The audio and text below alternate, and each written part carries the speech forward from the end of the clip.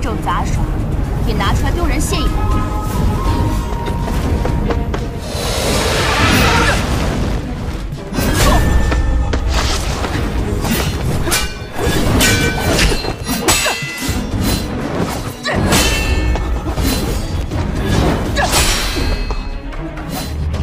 你的剑技橙子雷轰，大开大合，威力不俗，确实需要更扎实的基本功，不然就会破绽百出。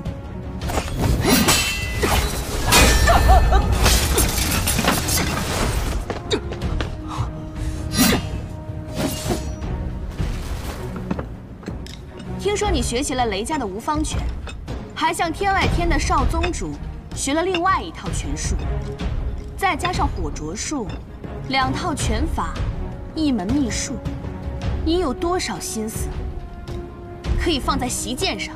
雷轰那个混蛋，就是这么教你的吗？师傅说了，行走江湖，艺多不压身。一派胡言！行走江湖，一人一剑，足矣。看好！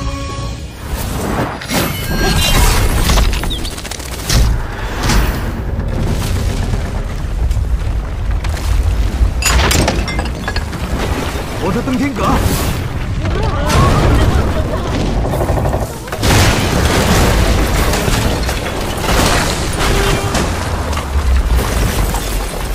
李寒一，你这个混蛋！混蛋！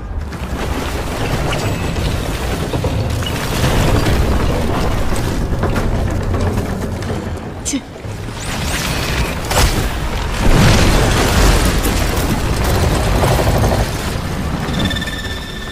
这就是剑仙一剑的威力。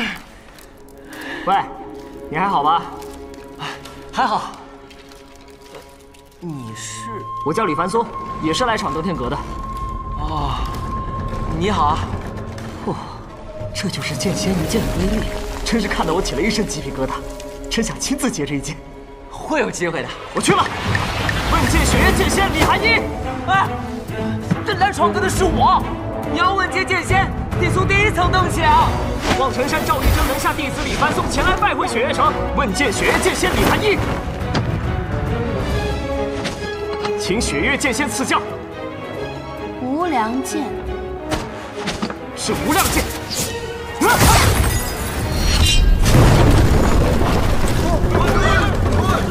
李寒一，我要跟你拼命！不要拦着我，李寒一，我的登天阁。去。 李寒一，你陪我登天阁，我跟你拼了！我的登天阁呀，天了！李寒一，你给我等着，我跟你没完！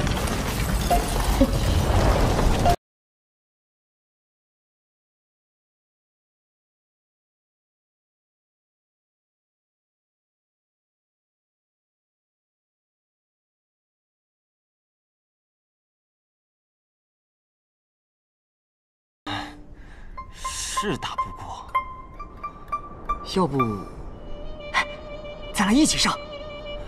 好啊，一起上！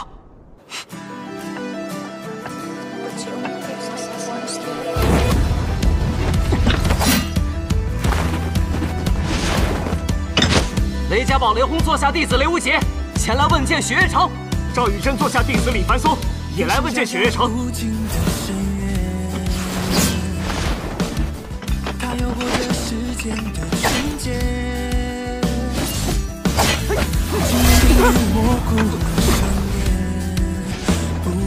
剑仙请留步。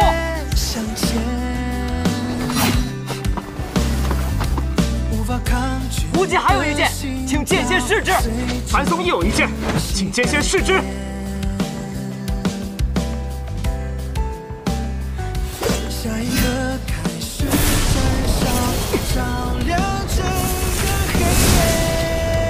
剑名烈火轰雷。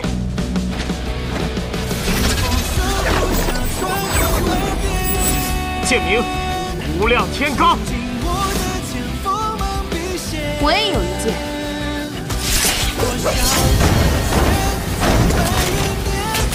兑现给自己的诺言。这风声我要冲破极限，脚步随着音乐开始改变，所有这些都抵不过信念，用热血为曾经祭奠。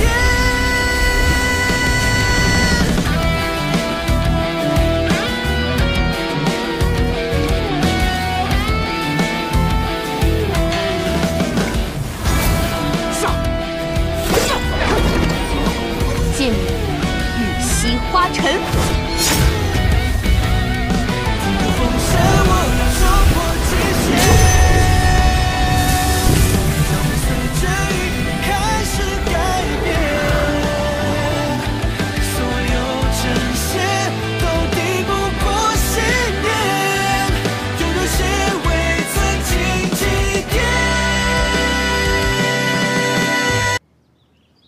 大家一起上，把那小子给我带回去。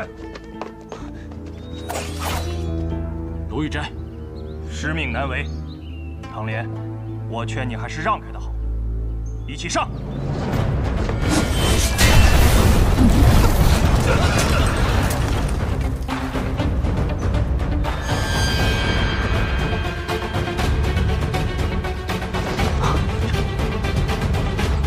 谁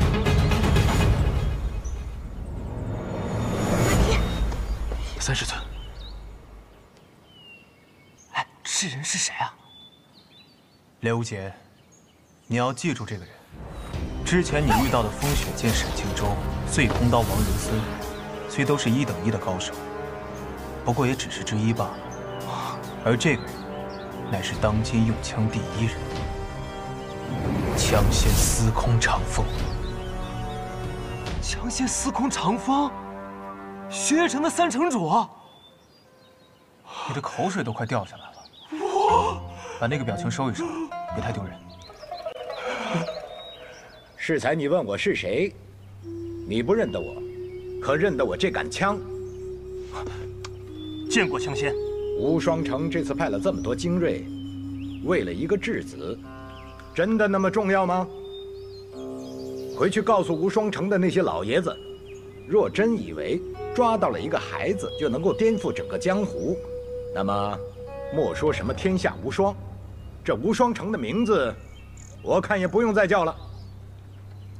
还有，无双城难得找到一块良材美玉，可别用杀猪刀给雕了。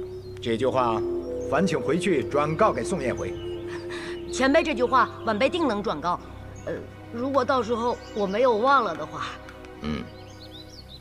刚才你留手了，不然的话，他们几个不死也会重伤。多谢了。不必谢，只希望各位伤愈之时有再战的机会。好。我的剑法虽比不上二师兄，但也练过几年。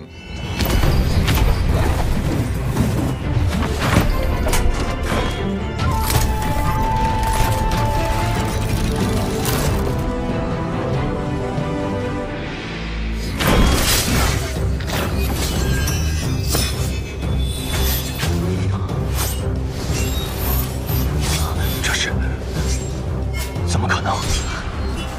枪仙这个仙字可真不是白叫的。无双剑侠13剑，果然只有修炼到仙仙才能完全操控。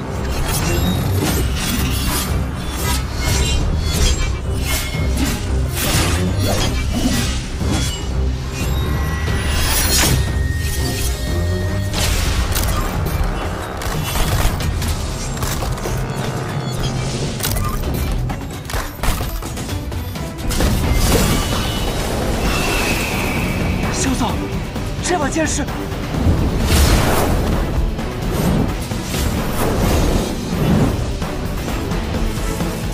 天下10大名剑第2，大鱼朱雀。大鱼朱雀。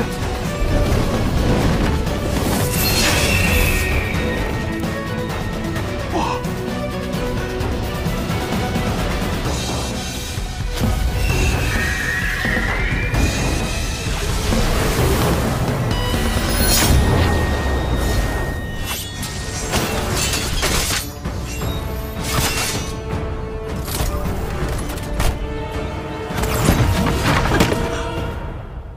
朱雀，司空长风。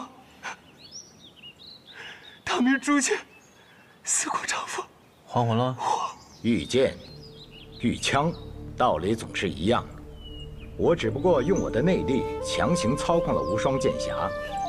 若要明白其中的道理，还要靠你自己。多谢枪仙指教。走吧。走，师兄。三师尊，唐莲，你这次辛苦了。阿爹。千洛，你这次可真是太……阿爹。啊？你能不能先下来说话？我们仰着头说话好累的。哦。阿爹。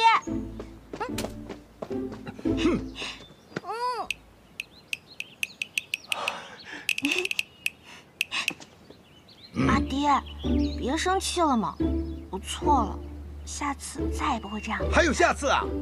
你知不知道，爹为了找你，把整个雪月城都翻过来了。哎呀，阿爹，我错了吗？哼！哎呀，我错了吗？三师尊啊，千洛这次确实胡闹了，一定得严加惩处。师兄，我一路上帮了你多少忙，居然这么说。是啊，千洛也是好心的嘛啊！你还有脸说？这一路上净拖我后腿，哪里有帮忙？拖后腿？千洛，这可就是你的不是了。怎么总给大师兄添麻烦呢？要不是我，他早就在美人庄内翻船了。我听说了，你好像帮他破了一个什么叫什么孤虚之阵，对吧？就算你不插手，一个小小的孤虚之阵还难不住我。小莲这话说的也没错，以小莲的武功，在咱们雪月城也是年轻一代之中的翘楚了。我看你啊，是气我坏了你跟那个天女蕊的二人世界了。你，好了，消消气儿啊。天女蕊是谁呀？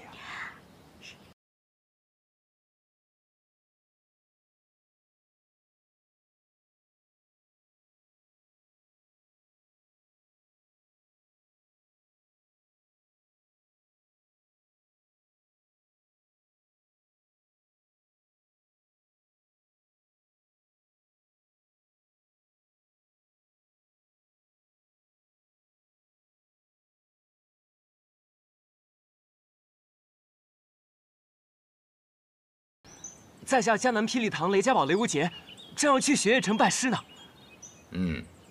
小伙子，看上去也是一表人才了。啊！别在这丢人了。他说我长得精神呢。在下无禅，这位是我的师弟吴昕。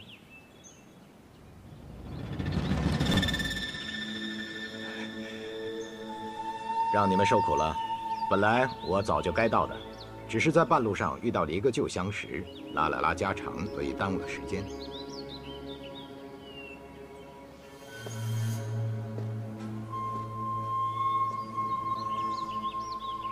自费一身功力，也非常人所能做到，难怪忘忧这么看重你。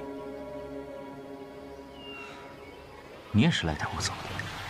不，雪月城特来此地，恭送叶安氏回宗。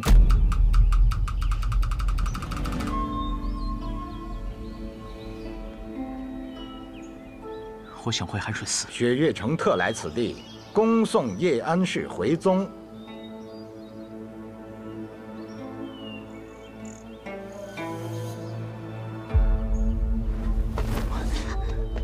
白发仙，白发仙，我刚刚说的那位旧相识，就是他。莫叔叔。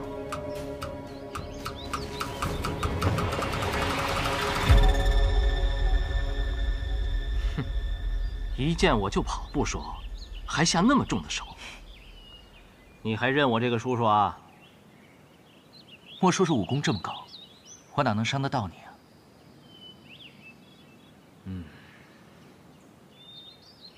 人我就带走了，雪月城不会后悔。还是那句话，雪月城不怕魔教，不怕天外天，更何况一个区区少年。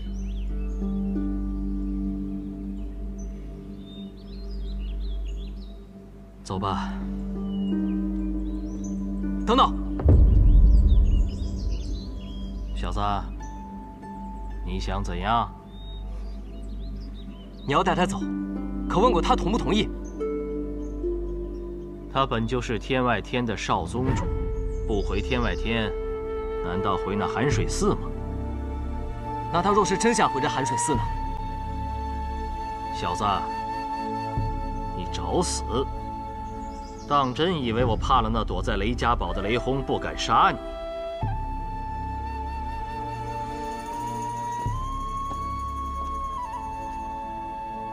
无心，你真的要走？我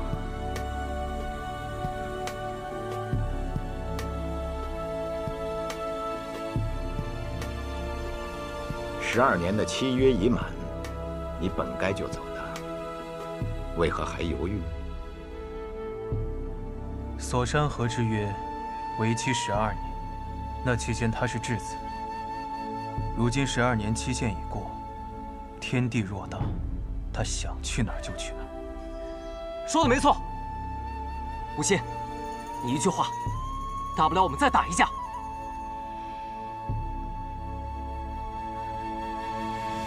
你就要拜师雪月城，又如何能与枪仙动手？师门是师门，公道是公道，兄弟是兄弟。萧瑟，你说是不是？他说的没错。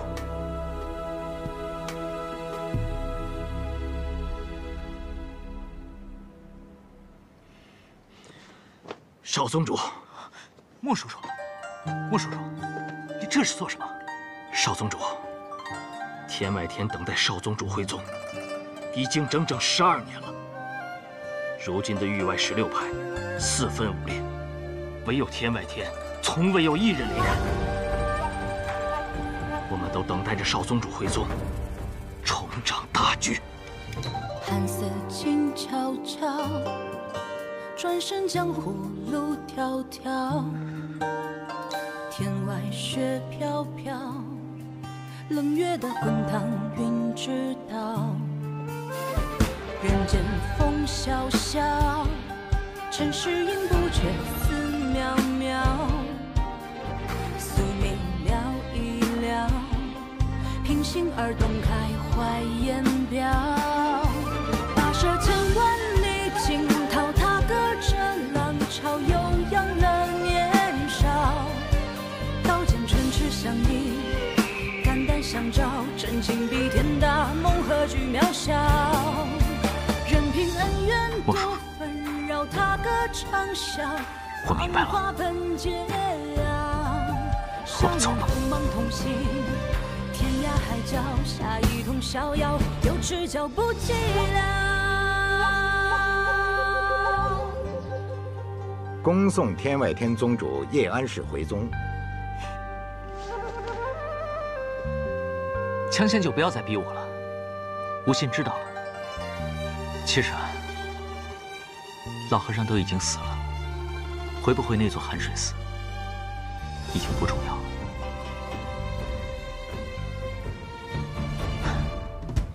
不过老和尚说的对，我的家是那方外之景，天外之天。你可以回寒水寺，但不是现在。师兄，我走了。师弟，不管你是不是天外天的宗主，寒水寺永远都是你的家。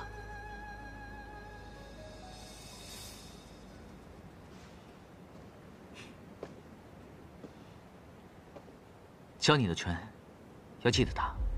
那道拳看似普通，千百万遍打下来，水滴石穿，聚沙成塔。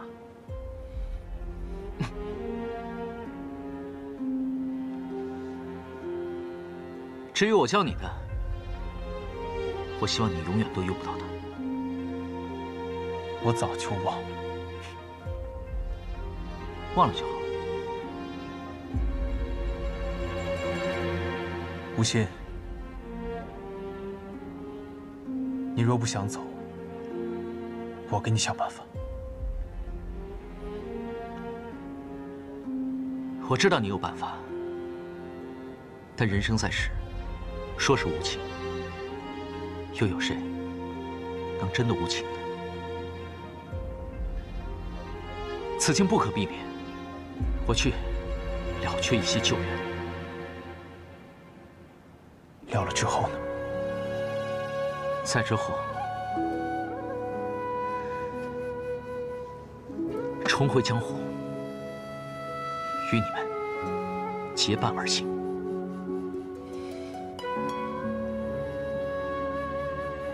剩下那口棺材怎么办？就地埋了吧。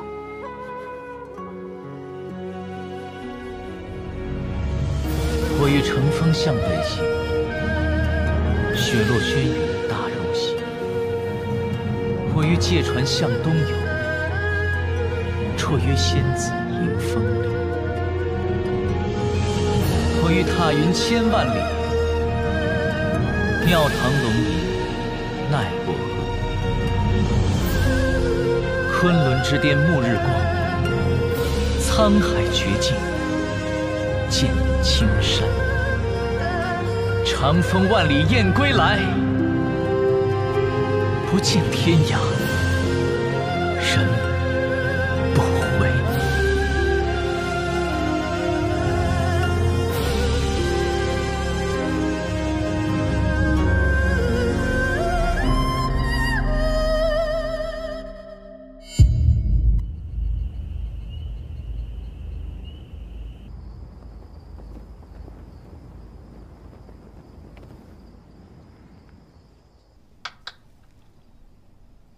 哎呀，熬了半宿，终于等来一招好棋。嗯？嘿呀，你这一夜纵横四杀，不留余地呀！姑呢，不得不提起万分的精力，让自己输得不要太难堪呐！哈哈，这熬了半宿的人，应该是姑才对吧？天臣不敢。很久没与国师对弈了，但观国师这棋路，却较之前浑然不同了。圣上明鉴。天臣最近确实有些感悟。将来，世间万般诸法，千变万化，唯阴阳平衡不破。这阴阳，既在方圆天地之中，也在这黑白经纬之间。是冲是挡，是追是放，奇招万千亦不过，输赢两种结局，对弈之人也不过得失两种心态。国师何时学会含沙射影了？天臣不敢。哎，话都说开了，那就继续说下去。质子之事，国师以为孤得了什么，又失了什么？天臣斗胆，圣上失了一枚质子，得到了国之安定，人心之道义。看来国师也觉得此事现在这是最好的结果了。天臣是这么认为。还有一事。一事？不，一人。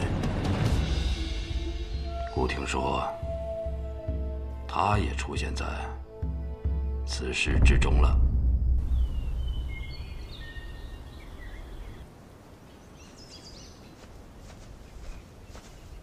咱们这是要去哪儿啊？那自然是去雪月城啊。你确定这条路是对的？嘿，放心吧。唐师兄去执行别的任务了，临走前我让他帮我画了份地图。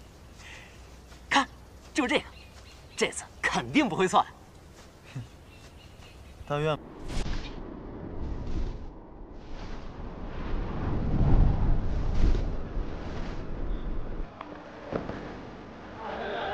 诸位，这下关风，上关花，苍山雪，洱海月，说的便是我们雪月城的4绝，风花雪月。诸位有所不知啊，这雪月城除了这4绝之外，还有1绝，您就不见了。这江湖人士想要拜入雪月城，首先要闯这登天阁。哎，不好意思，借过一下。想当年，这棍江湖的老乞丐徐维，一口气登上了登天阁10层啊！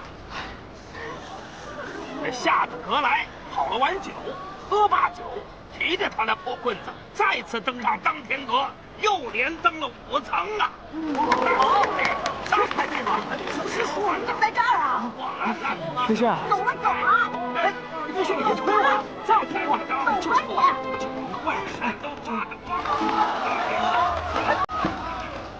这么磨磨蹭蹭的，还想闯阁吗？我就刚听到兴头上的。不就是老乞儿闯登天阁，连上15层，最后被枪仙引满城风雨化作一枪给打下来的事吗？又不是没听过。那倒是。不过啊，之前咱们在望城山上听到的，那叫传说。现在，在这雪月城登天阁下听到的，这才叫故事嘛，懂不懂啊你？装模作样，回去我就告诉师祖，我就跑来雪月城闯登天阁。萧瑟，我就要去闯登天阁了，你不给我点鼓励就算了，你还臭着一张脸，你想什么呢？你还好意思说呀？这次来雪月城走错3次，多走了1个多月，就为了那500两，要不然连本带利，算你800两。啊？哎呀，我得去闯登天阁了，祝我好运啊！登天阁，我来啦！小师叔，那个红衣少年看来也要闯阁，让你早上睡懒觉，被人抢先了不是？莫慌，说不定他一下子就被打下来了呢。小师叔，你不是尽得师祖真传，会那望气之术吗？你看看这个年轻人能上几层？这位少年嘛，我估摸着他能闯到……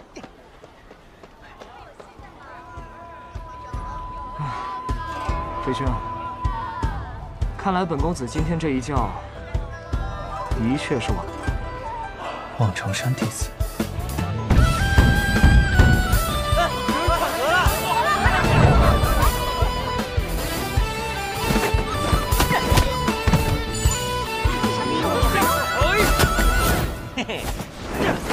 剑轻波蝶涟漪，吹风化雨小惊喜。手持不闻梅雨细，梅花醉将准戈壁。处处茅庐青色不可欺，鸿鹄展翅苍茫之须。无所谓民歌错综不拘，破天际借天词得一题。星座困境里对练出豪迈勇气，不忘江湖路上历练成功侠义。年华一笑便是灵犀，高歌行万里。少年梦逐浪途程，平常心镌刻年轮。月黄未曾遇伤痕，敢闯荡才算人生。方寸间棱角激扬青春，踏实过岁月风刃。天涯凌云尽所能，是你我并肩又一。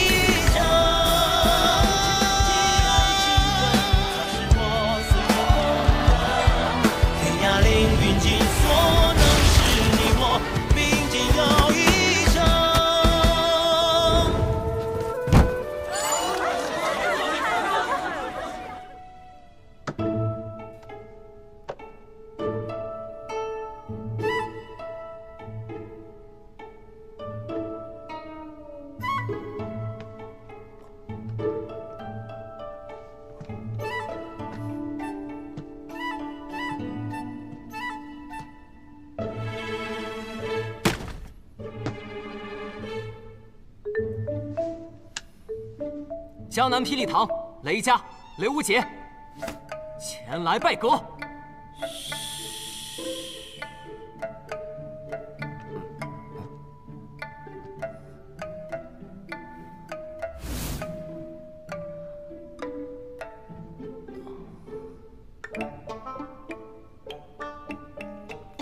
这是什么呀？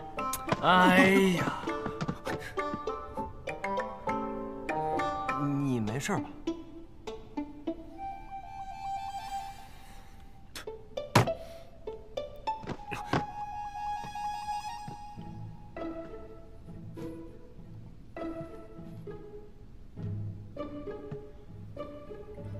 没事儿。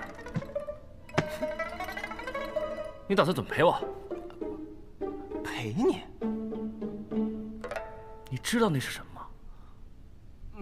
不知道。仙人揽六柱，对搏泰山鱼。据说这是一局残局，残局之上蕴藏着绝世武功，若是能够从中参透，胜过苦练20年啊！我刚刚看出些什么门道，你就进来了。说吧，打算怎么赔？不会又要赔500两银子吧？上当，给你打个折，300两就行啊。那能不能比试完之后再给啊？行，哎，痛快，那就得罪了。你要赌什么？啊？6博牌九，宣和马吊。问你要赌什么？快点选一个。这些我都不会啊。都不会？你不会上这儿来干嘛呀？我只会一个，玩骰子，猜大小。唉，比大小就比大小吧，没意思。来吧。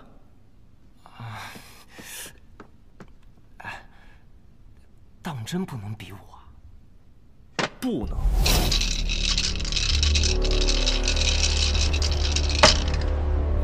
一局定胜负，猜吧。大。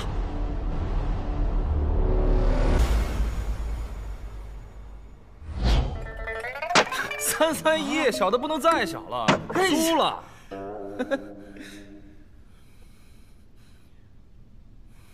我第一次玩，这一局不算。你敢不敢给我再来一局？好啊，那我再陪你玩一局。你只要能赢1局，算你赢。来，你等等，我先下阁去喝碗豆浆，一会儿我再上来跟你玩最后一局。行啊，去吧去吧。记得一块把银子带上来啊。好。这小子有点意思。你是最不占优势的一个。有些事嘛，总得去争一争，不试一下又怎么知道结果？若是争不到，你会死。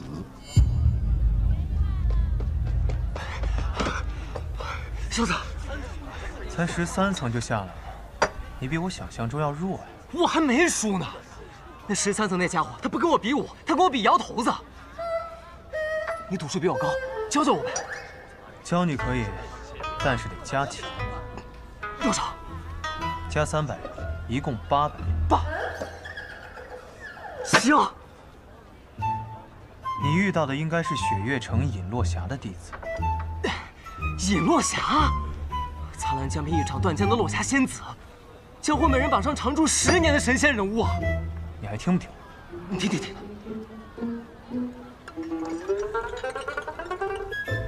尹落霞生性好赌，曾与枪仙司空长风连赌3场，均落败，后被迫加入雪月城担任长老。据说他入了雪月城之后，他只收了1个弟子，跟他一样嗜赌如命。跟我说说他怎么跟你赌的？我就只能先瞎猜呗。他就掀开一条缝，看了一眼就说我输了。那个宝盒下面有道暗格，他提前看一眼，若你猜中了，他只需轻轻一拨，骰子转动，怎么都是你输。原来如此，我走了。回来。赌不过是一个小伎俩，闯登天阁不会如此儿戏。你若想赢，还得靠你最擅长的事情。我最擅长什么？揍他。我明白了。站开，让开！小师叔，那个红衣男子跑来跑去，看来真的只是休息一趟，还没有被打下来。这样下去，今天的风头都要被抢走了。莫着急，等他闯到第16层时，看我上去把他给赶下来，也省了我们一层一层往上闯的力气了。既然我们都是在等他下来，不如我先请2位喝杯茶。哦。紫薇望气，道眼寻龙，你可看出什么来了？你是谁？你怎么知道我是谁？飞旋莫动，这位兄台并不会武功。望气术有3层境界，你貌似只练到第1层。兄台是说我看错了？你其实是一位高手。不，你没看错，我的确不会武功，只是想请2位喝杯茶罢了。只是喝茶？既然遇见了望城山弟子，自然也想算上一卦。别再隐瞒身份了。雪月城有个组织叫做蛛网，专司情报。自你我入了下关城那一刻开始，我们就已经被盯上了。你好像什么都知道。我只是不知道自己的命，所以想算上一卦。这边请吧。哎，飞雪，你不总说自己虽习得那通天之术，却觅不到美玉良材吗？喏，这个就是了，去给他算上一卦吧。美玉良材，算你的，吃不了亏。走吧。哎，你回来了，豆浆可还好喝？嗯，等我登到阁顶了，我再请你喝一碗便是。这么自信？我有个朋友说，这赌其实就是靠小伎俩。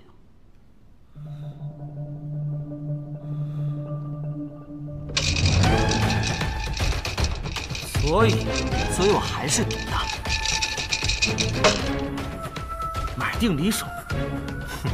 要赢，还得靠真功夫。离你的手！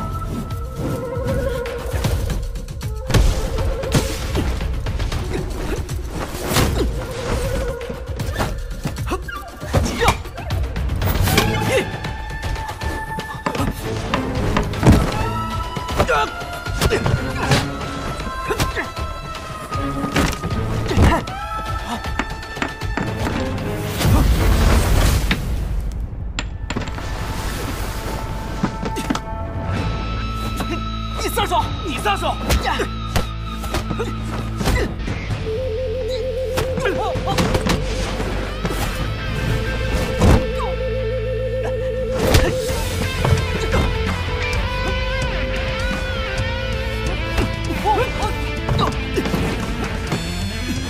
撒手！撒手！再不撒手，不教你了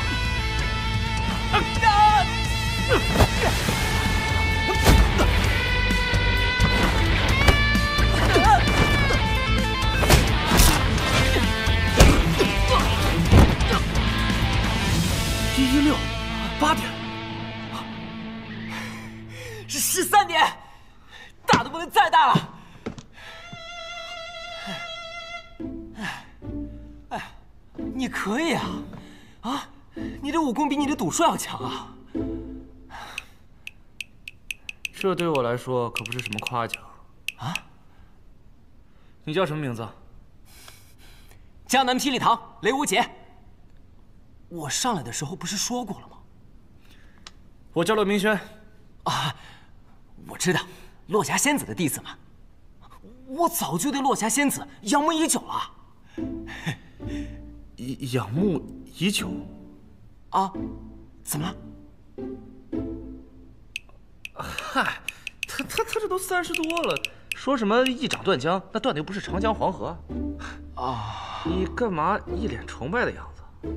我跟你讲，她其实就是一个老女人。明轩，来西照阁。那个，我先上去了，一会儿再见。真是个有趣的人。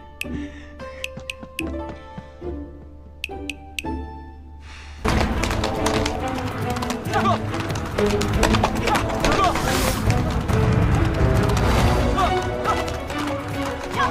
本小姐不过出城半年，就让人当上13级，真是一群废物。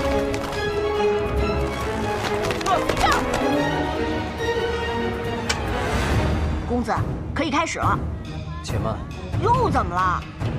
上面登阁那位欠我800两银子，那我也要为他登阁出上一份力气。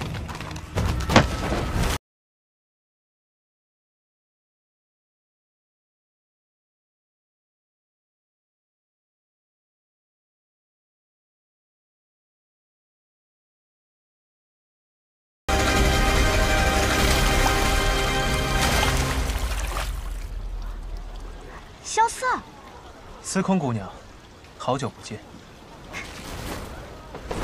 你们怎么才到啊？按理说1个月前你们就该到雪月城了。唉，我不想回答这个问题。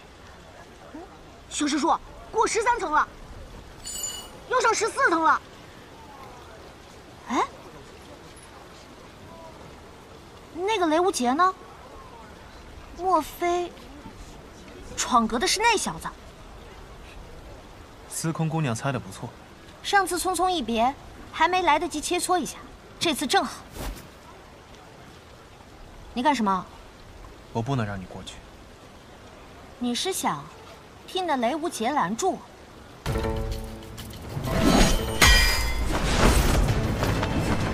修师叔，你不是说那个人不会武功吗？ 这可不是什么武功，这是一门轻功，不需要内力就能施展。什么轻功？天下第一轻功，踏云。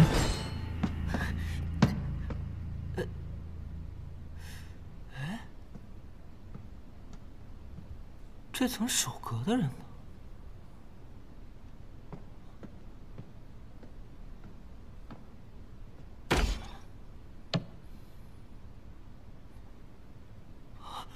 大师兄，好久不见，大师兄。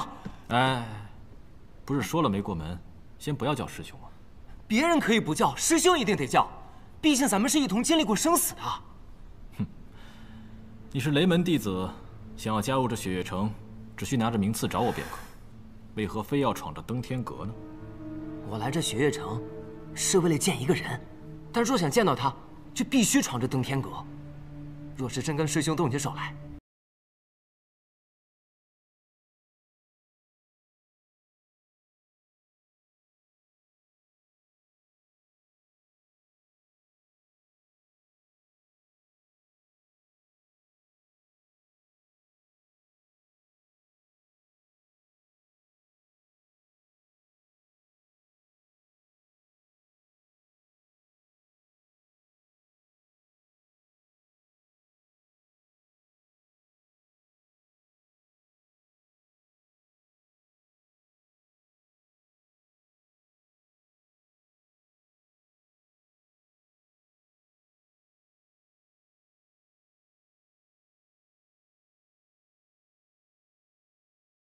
瞬息间就破了我这刀丝阵。刀丝？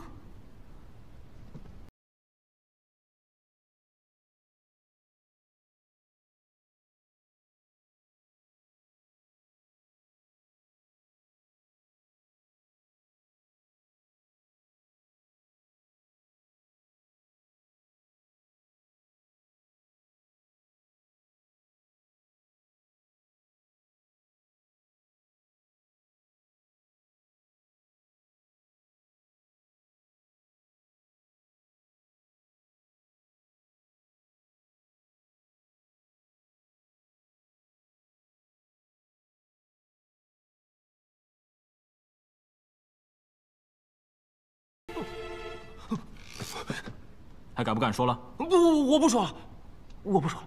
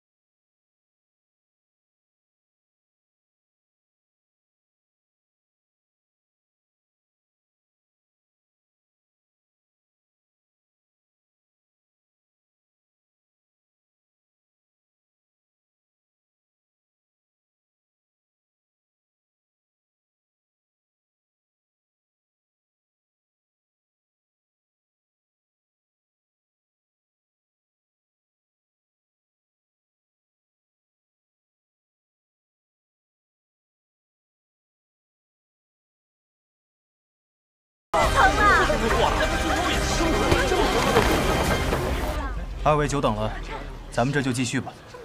小嫂，这2位是？看这打扮是望城山的人吧？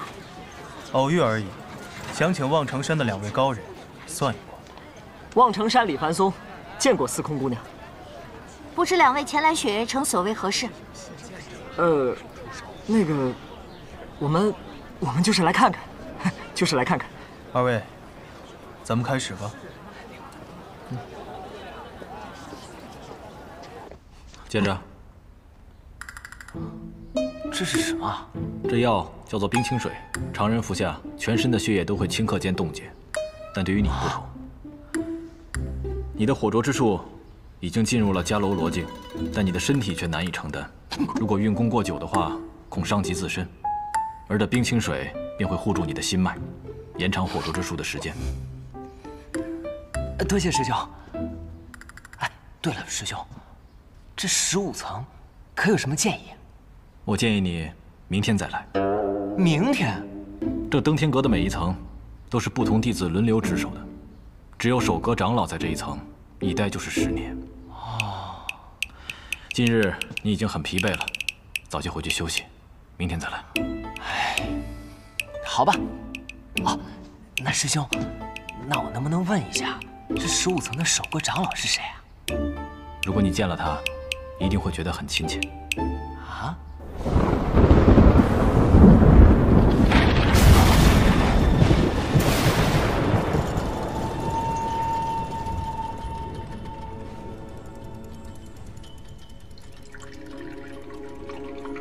掌相大剑今日竟有空来青天剑做客，真是难得呀！来，朝中那么多的达官显贵，都想拜访青天剑，却都未能见上国师一面。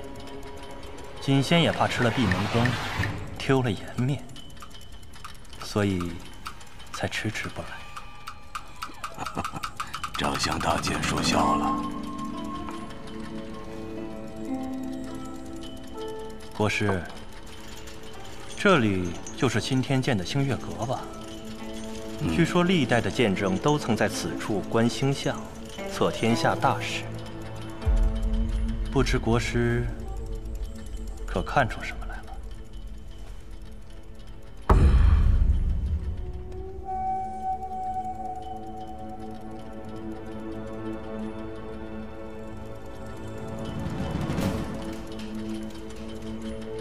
明日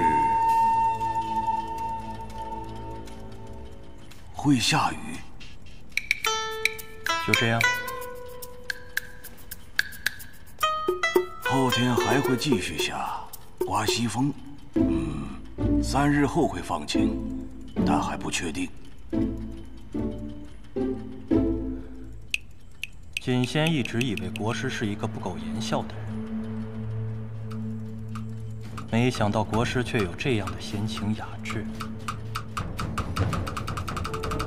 我没有开玩笑，大剑不信我说的。锦仙自然相信，只是国师应该知道，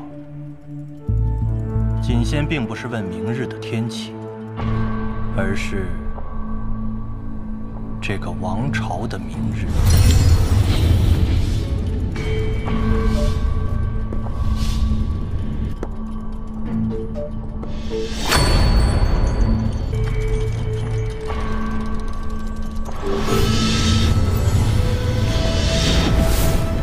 王朝的明日，那是天道，天道不可妄言。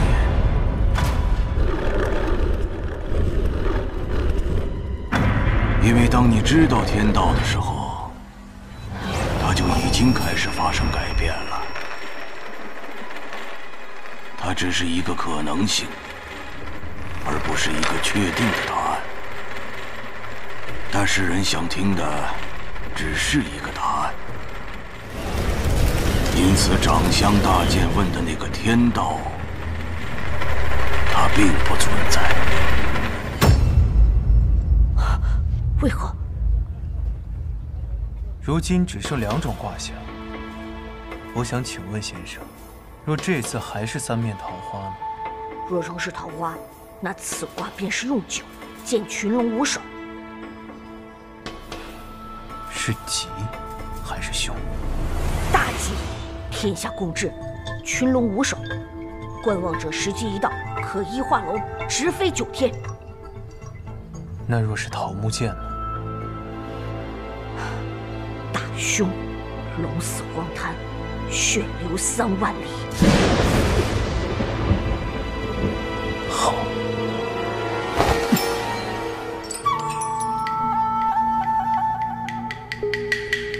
我从来不信什么天道，只信我自己。只是我心中。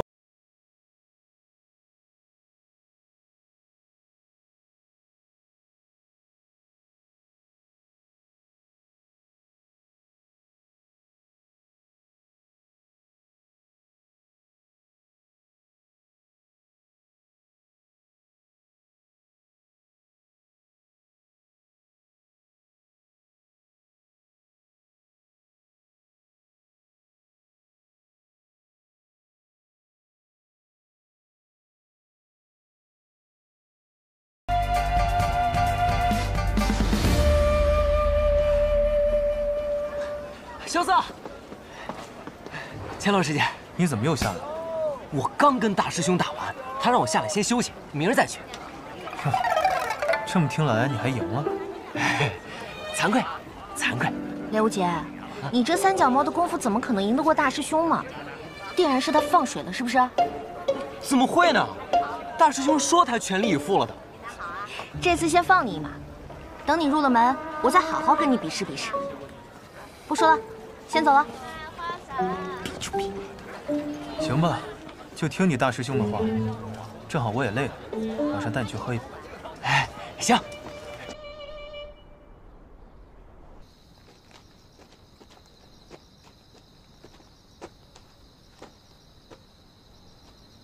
你怎么不走了？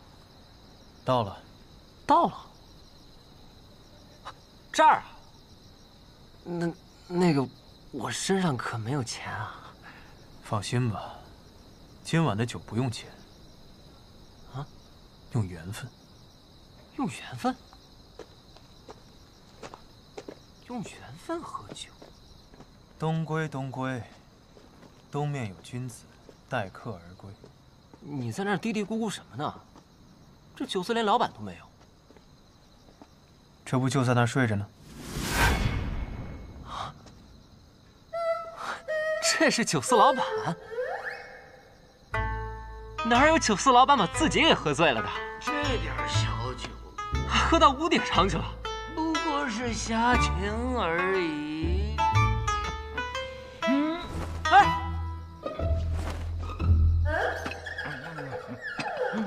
哎，你站都站不稳了，还没喝醉呢？酒不醉人人自醉。我这位小兄弟想求饮一杯，不知今晚可有缘分？一醉年年今夜月，这酒与你们今夜有缘。既然有缘，此刻便求饮一杯。莫急，还差最后一抹月光。玉梦清虚贵此标，一杯浊酒向天邀。何人能爱今宵月？夜上楼头弄玉箫。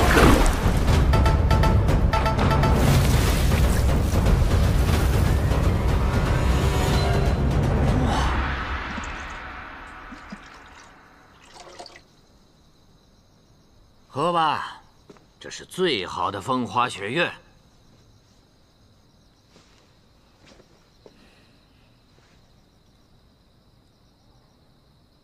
怎么样？舒凉如风，柔美如花，寂静如雪，畅凉如月。好酒能品1味，碉楼小筑的秋露白号称能品3味，我这酒能品4味否？在我看来，人间百味也不过如此了。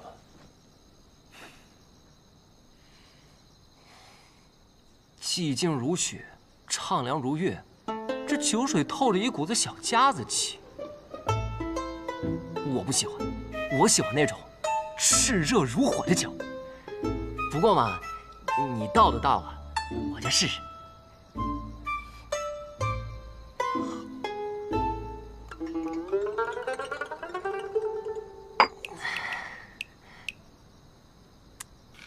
这酒，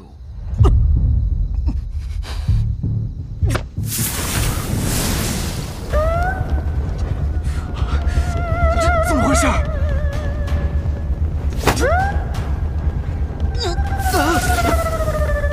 感觉如何？你到底是谁？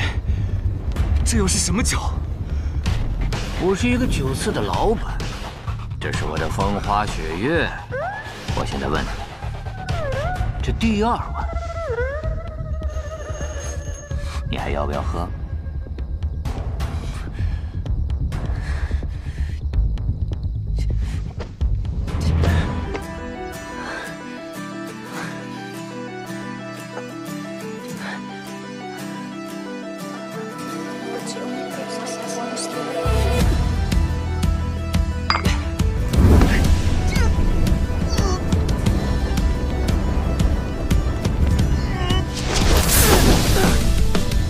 脚下无尽的深渊，它游过这世间的瞬间。这第3碗，你可敢喝？平衡频率模糊了双眼，不顾一切向前，无法抗拒的心跳，随着呼吸改变。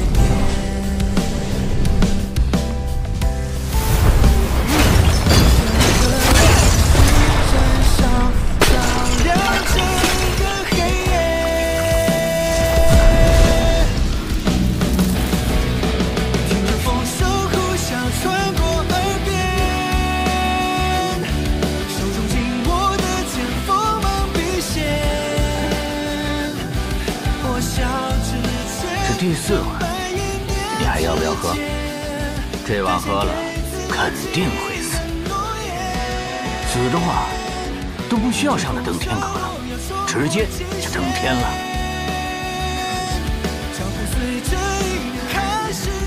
给我！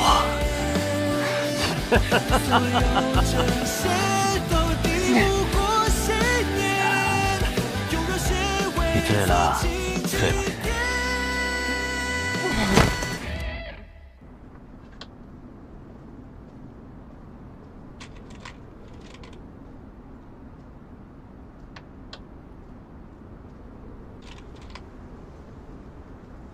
那小家伙已经闯到10几层了，定是来寻你的。你不见见他吗？说不定是雷家让他来寻雷云鹤的。若是雷家派他来，他就拿着名次找我了，何必去闯登天阁呢？我见过那孩子，一袭红衣，和他母亲当年一模一样，只是那傻乎乎的性格是学他爹爹的。和你听说你等的那个人也入城了，你为何不去见他呀？你都不急，我自然不急。师兄呢？为何没跟你一起来？他呀，他为了酿他的孟婆汤，要去海外仙山去寻求他最后一味草药。孟婆汤，过去的事情，他就那么想忘记吗？他最想忘记的，只是一件事情罢了。哎，我们正聊着雷无节，怎么一下子拐到大师兄那儿去了？哎，说真的，你真不想去见他？哎，我说你这个执拗的性子啊，真得改一改。他可是你的……哎，罢了罢了，不提雷无节了。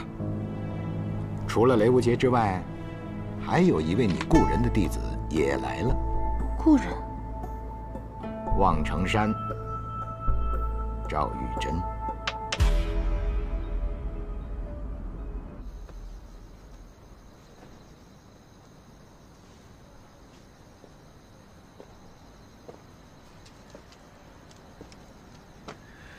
他的火灼之术已经突破了第3重境界。他若是要自己达到这重境界，至少需要3年。而如今，他仅用了3杯酒。唐莲不会无缘无故让雷无节休息。我猜这也是你的意思。你就是雪月城大城主，酒仙百里东君。以这小子的资质，最多到14层，15层那位他打不过他。15层的应该是守阁长老，雪月城的长老。有什么好猜的？明天不就知道了？也对。这酒馆送给你了，我先走了。前辈要去哪儿？寻酒坊。前辈能酿出风花雪月这样的绝品，还需要什么酒坊？孟婆汤。孟婆汤。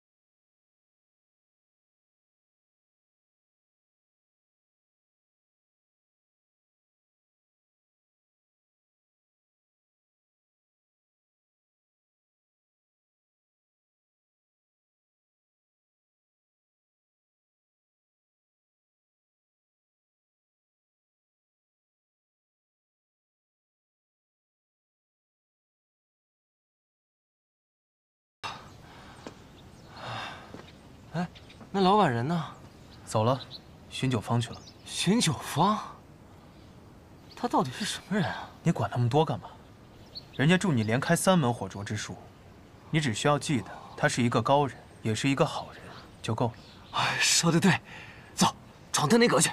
哎，吃个早饭再去吧。哎，也对，吃饱了才有力气嘛。走，走，吃早饭去。马上就要分道扬镳了，最后一顿早餐我请你。萧瑟，你这话说的就有点惆怅了。一点都不惆怅，只是这一趟回去又是那么遥远的路程，仔细想想，竟然只是为了800两。你又来了，我去登阁去了。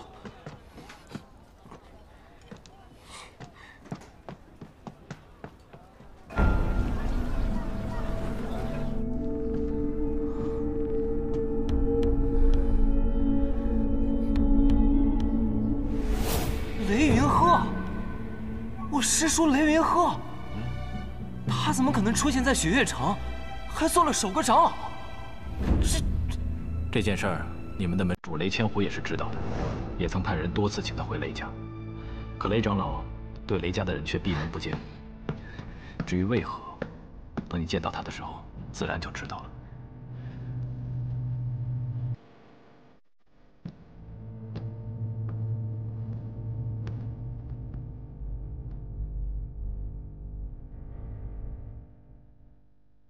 师叔，你身后背的，想必就是那把纱布剑吧？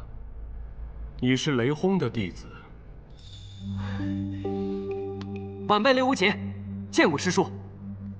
是雷轰让你来找我的，你回去告诉他，别白费力气了。师叔，我来这雪月城，不是来找您的。你是专程来气我的吗？不是。明白了，你是来见那个人的。好。哎，还望师叔成全。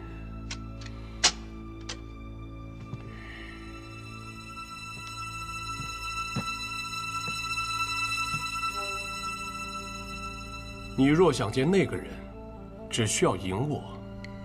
那，师叔得罪了。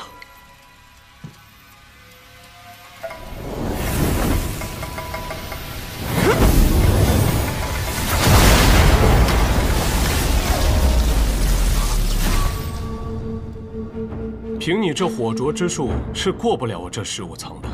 拔剑吧，让我见识一下。雷轰当年不惜违背祖训，修了什么样的剑术？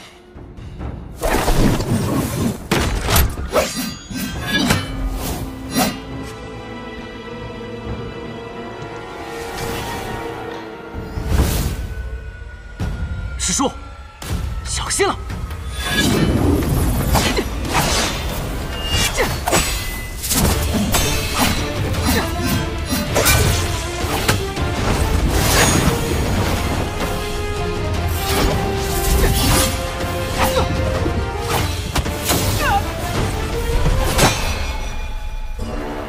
星雷尺，你输了，下阁去吧。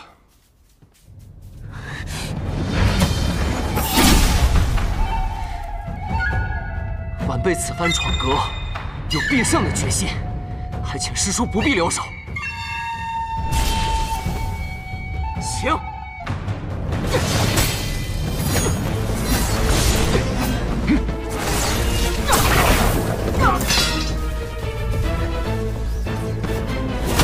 这小子不过区区金刚凡境，竟如此难缠。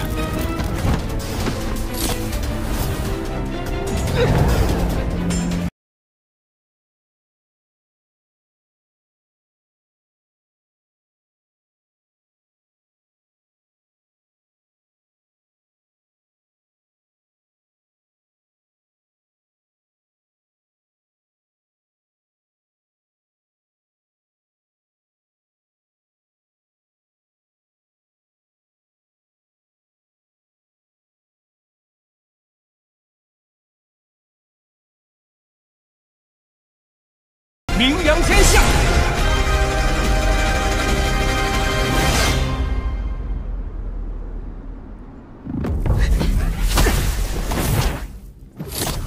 你小子不要得寸进尺。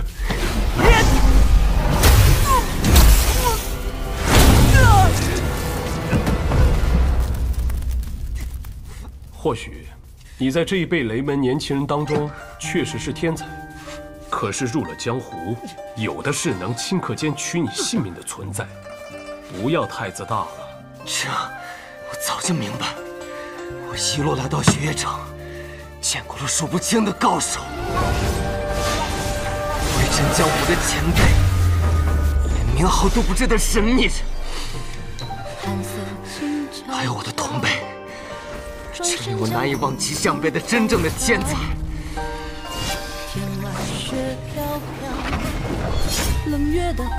我雷无节就是一路败到这里来的，但是我输得起。我相信，只要我还活着，总有一天我会赢回来的。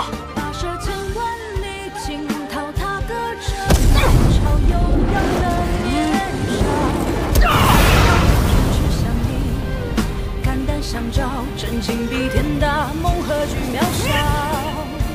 任凭恩怨多纷扰，踏歌长啸，芳华喷溅啊！少年不打中了，天涯海角，一同逍遥，有只脚不寂寥。多谢了。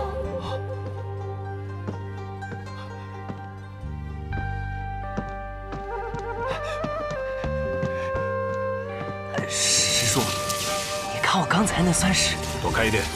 啊。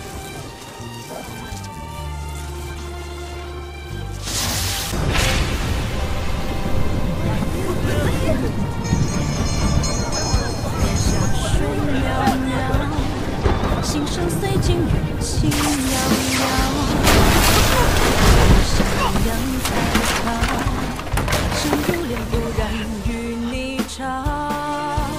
跋涉千万里，惊涛踏歌者。原来如此，境界跌落，不是因为重伤，只是心颓了。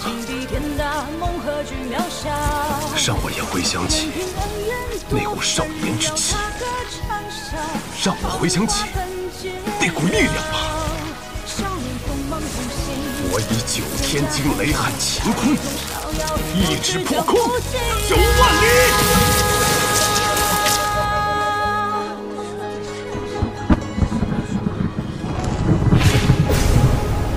想不到，这15层的守阁人竟然是雷云鹤。雷云鹤，他居然还活着！小师叔，雷云鹤很有名吗？怎么没听师门长辈提起过他？你们望城山的人自然是不愿意提起的。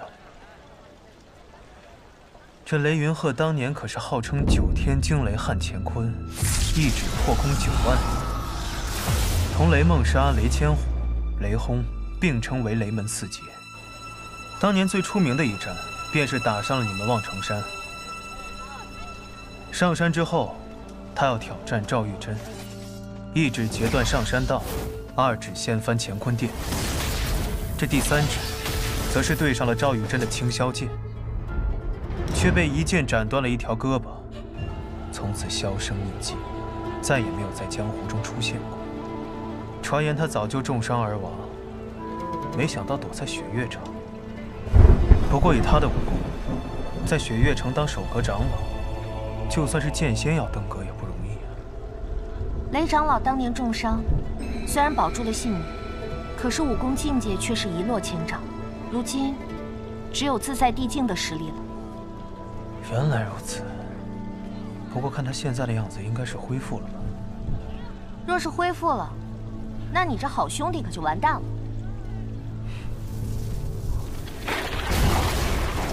哇！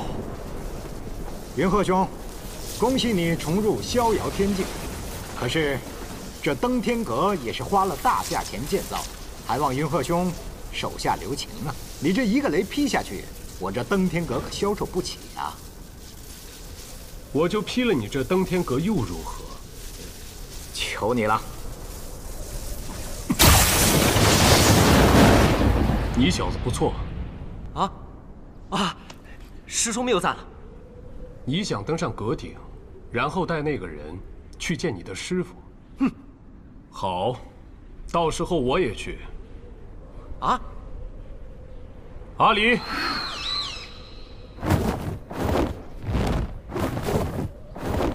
云鹤兄，如今你功力尽复，可是要回雷家了？没脸回去啊！怎么又是这句话？自己丢的脸，总得自己拾起来。再说回家的事，我曾1指破苍山，我曾2指断乾坤，我的3指却没能破去那青霄剑，还丢了一只胳膊。如今我重回逍遥天境，再去见见那青霄剑如何？你打算去望城山？阿离，我们走。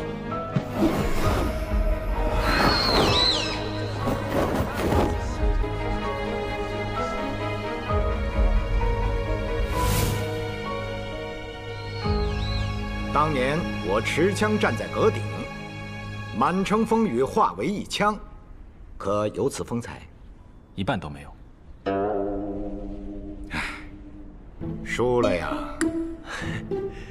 世人皆称我为枪仙，可哪有呼风唤雨、乘云驾鹤来的有气势？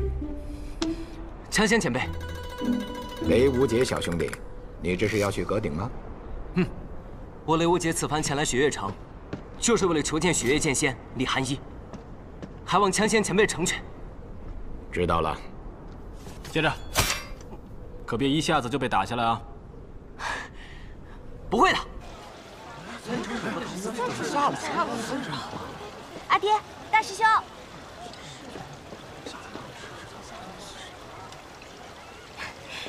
你们怎么下来了？雷无杰那小子不是要上阁顶吗？他们是来找人的。闯登天阁找人？难道他们找的是？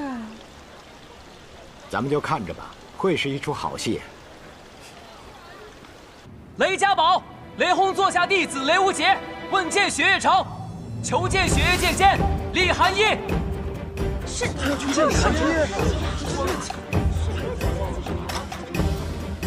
雷家宝，雷轰座下弟子雷无杰，问剑雪月城，求见雪月剑仙李寒衣。爹。雷家宝，雷轰座下弟子雷无杰，问剑雪月城，求见雪月剑仙李寒衣。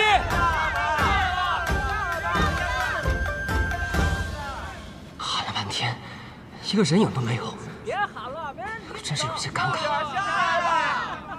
不管了，好不容易闯到这阁顶，一定要见了他。雷家宝，喊什么喊？吵死了！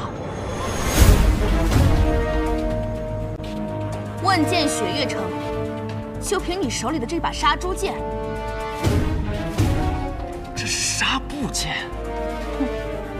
我现在已经来了，你出剑吧，让我看看，你到底有什么底气说出“问剑雪月城”这句话来。好。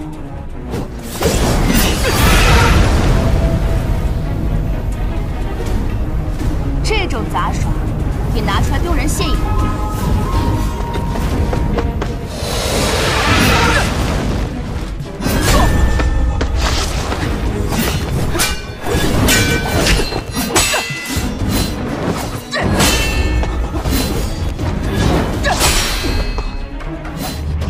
你的剑技橙子雷轰，大开大合，威力不俗，确实需要更扎实的基本功。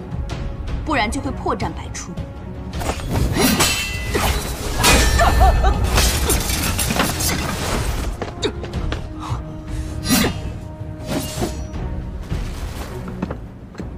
听说你学习了雷家的无方拳，还向天外天的少宗主学了另外一套拳术，再加上火灼术，2套拳法，1门秘术，你有多少心思可以放在席剑上？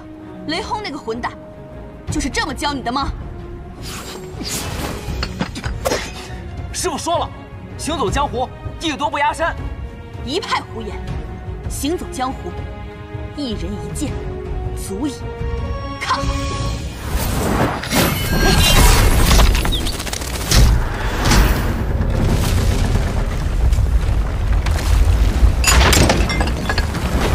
我的登天阁。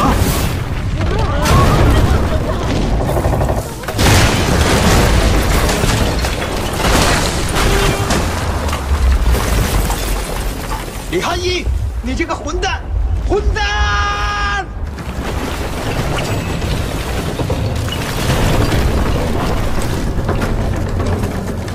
去！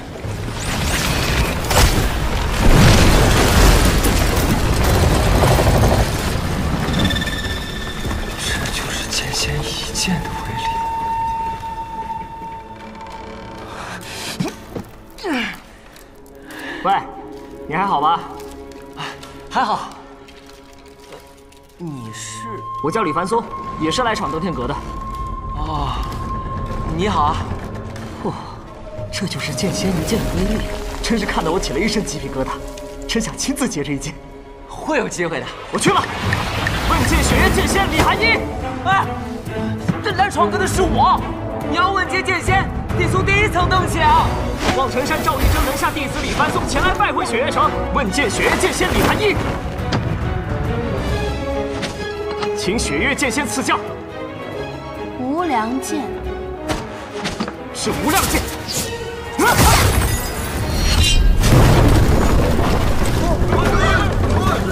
李寒衣，我要跟你拼命！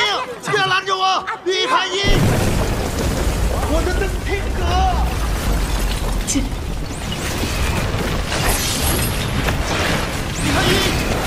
陪我登天阁，我跟你拼了！我的东天阁呀，天了！李寒衣，你给我等着，我跟你没完！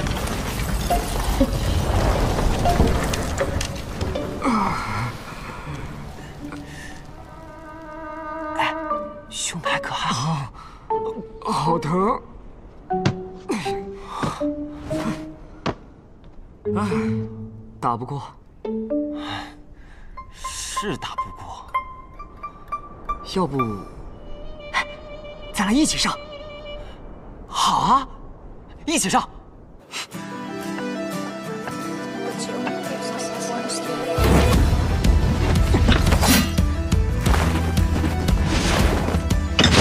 雷家堡雷轰座下弟子雷无极前来问见雪月城。赵雨珍座下弟子李凡松也来问见雪月城。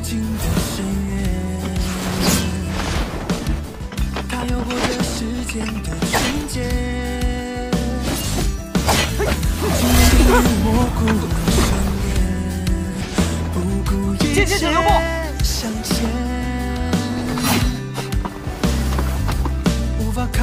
无极还有一剑，请剑仙试之。凡松亦有一剑，请剑仙试之。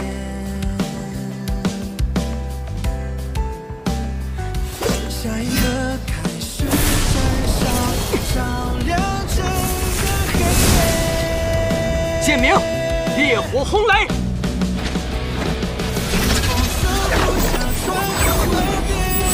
剑鸣，无量天罡。我也有一剑。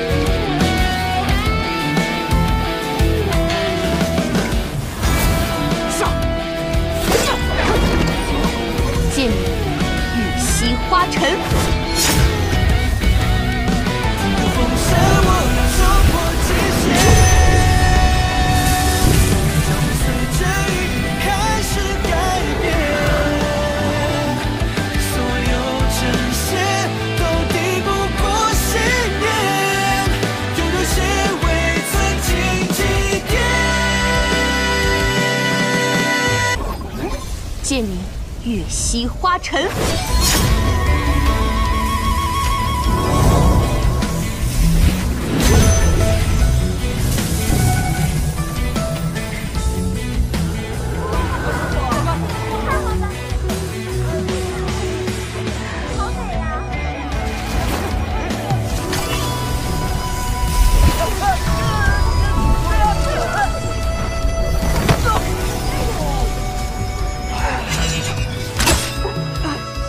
剑仙一剑，冠绝千古。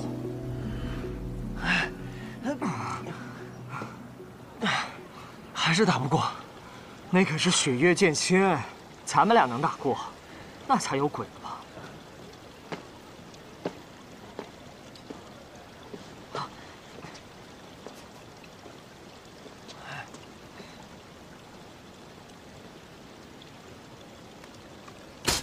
这柄剑叫什么名字？啊，回雪月剑仙，这柄剑是我自己用桃木雕的，还没来得及取名字。要不剑仙，您给取一个？懒得取。你为何来见我？啊，那个，我听师傅说多了雪月剑仙的大名，有些神往。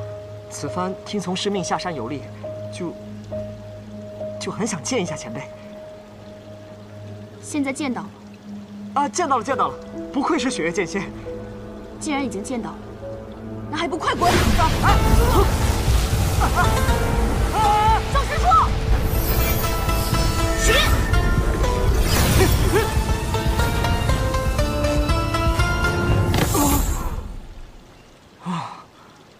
大龙相立。望城山李凡松，见过三城主。望城山飞轩，见过三城主。你们要见的人已经见到了，便早些回去吧。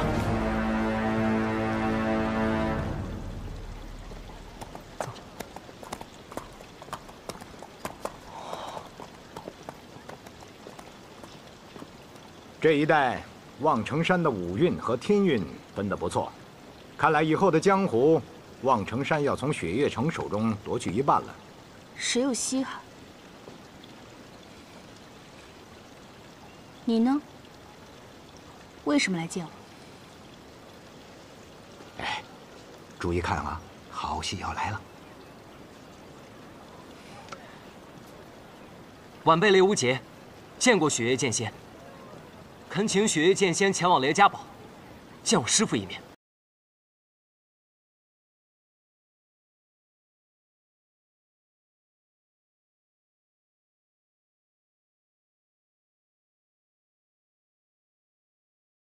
雷轰，他要见我。师父曾与无节说起，他之所以习剑，就是因为见过了雪月剑仙一剑，之后更是时常念起那一剑，希望能与前辈再见。如今，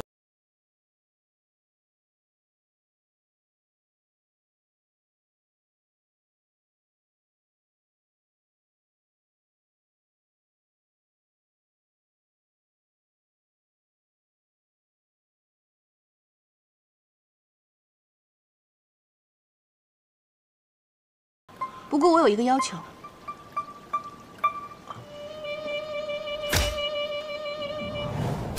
懒得去。剑仙手下留情啊！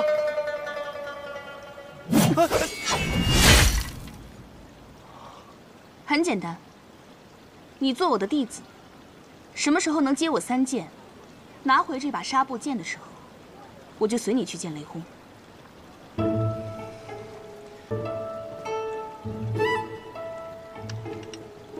你不愿意？剑仙剑术通神，雷无节早已心生神往。不过，此事事关重大，还需要与师父知会一声。你的意思是，先去见雷轰，再来说拜师的事。你知道这是什么吗？空手套白狼。雷无节，拜入剑仙门下是求也求不来的机会，不要再犹豫了。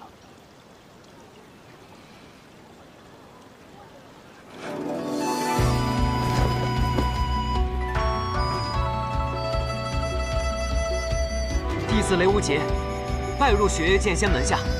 如若他日雷轰师傅责怪，雷无节便以死，以谢二位恩师授业之恩。傻子！明日来后山找我。人生天地间，忽如远行客。就你话多。一约既成，万山无阻。雷无节，来，起来。雷无节，别晕呢，钱还没还。啊！哎，雷无节，他这一战消耗太多，身体已经透支了。既然你都这么说了，你现在也正式成为他大师兄了。你这个师弟欠我800两，要不然你这个做师兄的帮他把这笔钱还了，我也好回我的雪落山庄。我没有钱。谁有钱？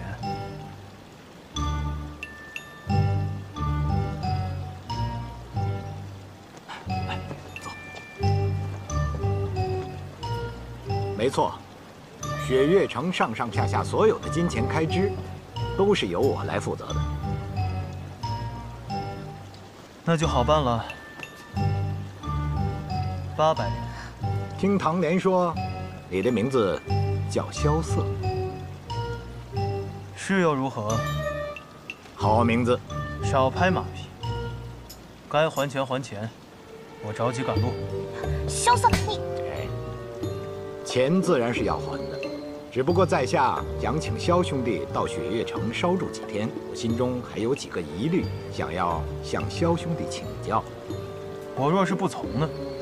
难不成要以武力威胁我？自然不会。想要萧兄弟进入雪月城，在下的确是有私心的。什么私心？长风不才，想收萧兄弟为徒。阿爹，你说什么呢？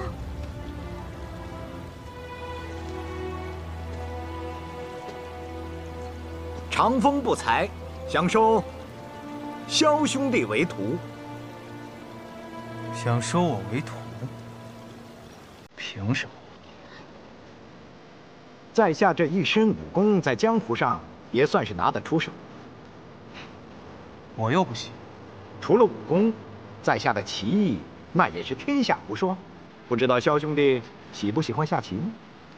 谈不上喜欢，就是没输过。好，那不妨我们就下上这盘。倘若萧兄弟赢了，那我就不再勉强，如何？好一个雪月城！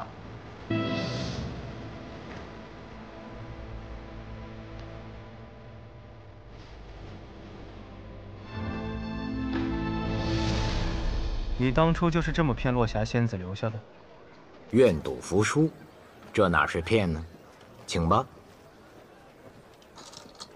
围棋乃是鬼道，并非大道。想不到堂堂三城主，竟如此沉浸鬼道。若以4城为棋子，天下为棋盘，可算大道？三城主好大的谋算。不过萧某志不在此，在萧某看来，任何谋算都大不过银子。志不在此，还要银子，我就不明白了。虽然有别的用处，若不想给，那就算了。这样吧，只要你能拜我为师，我便让你统管雪月城的财务，如何？三城主好魄力，值得吗？这是雪月城的选择。月俸800两，不够。那你说多少？一共800万两吧，待我出城之日一并给我。800万两，你不如直接说让你当城主好了。好，成交。既然你心不在此，但是以4城为棋子，天下为棋盘的棋局已经摆好，我们所有人都是棋子，你我都不例外。那只是你觉得。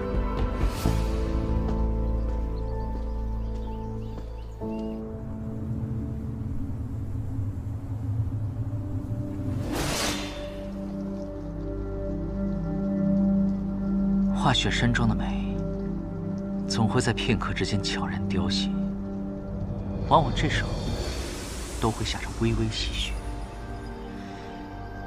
阿爹还在世的时候，每年都等着看这片刻凋零的美景，他称这种景为雪殇。他觉得梅花凋零之时，雪也已然死去了。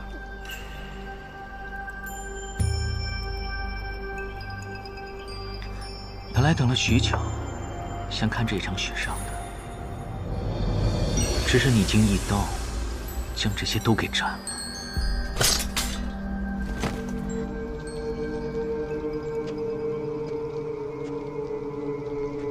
带他下去吧，睡一觉醒来，便什么都给忘了。12柄鳞刀现在已然都断了，剩下的事情就交由你们去做吧。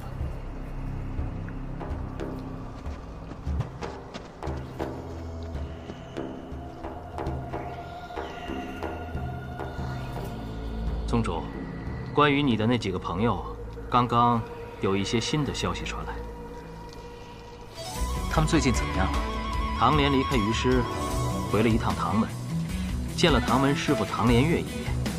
萧瑟和雷无节却是兜兜转转，又行了3个月的路，才到雪月城。雷无节前去登天阁，一直到了阁底，与玄剑仙赵玉珍的弟子一同问见雪月剑仙李寒一。虽然最后被一剑打了下来，但是却被李寒一收入门下，成为了他第一个弟子。这小子运气倒是挺不错的，能被雪月剑仙收入门下。不过听说他的另一个师傅雷轰和李寒一倒是有不少渊源。那另一个呢？那个抠门的老板回他的雪落山庄了。萧瑟也留在了雪月城，并且成为了枪仙司空长风的弟子。我还以为会是九仙百里东君。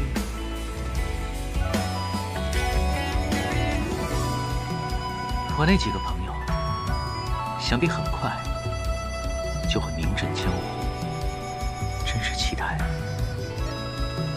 再相逢的那一天。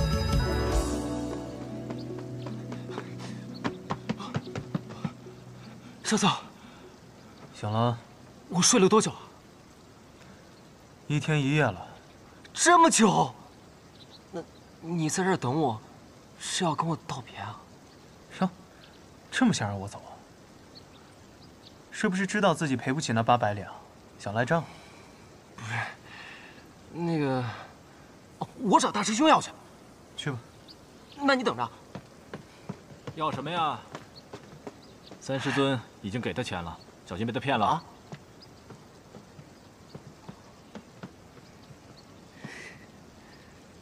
大师兄，这一句大师兄算是叫得名正言顺了。对了，给你介绍一下，坐在你旁边的这位呢，是你的三师弟。三师弟，在你拜12师尊之后，萧瑟也被三师尊收入门下。虽说这雪月城内大家都是师兄弟，3位城主也只有我们3个徒弟，但是不管是从入门的先后，还是师傅的辈分，都应该这么办。你说对吧，三师弟？想不到呀，我竟然能和萧瑟兄弟成为同门。本来还想着这一路走来，你要跟我道别，我还有点舍不得。现在好了，我们可以一直在一起了。谁跟你一直在一起？滚一边去！雷兄弟真是少年心性。我跟你们2个说，咱们3个就一起闯荡江湖，就像那3位老城主年轻的时候一样，也去搞搞天下第几当当。我觉得不错。我说刘无姐，李寒一让你第2日就去寻他，我看这第2日天都快暗下了。堂堂雪月城2城主，向来一诺千金，晚了1刻，你们这万山5祖的约定，怕是就不作数了吧？告辞。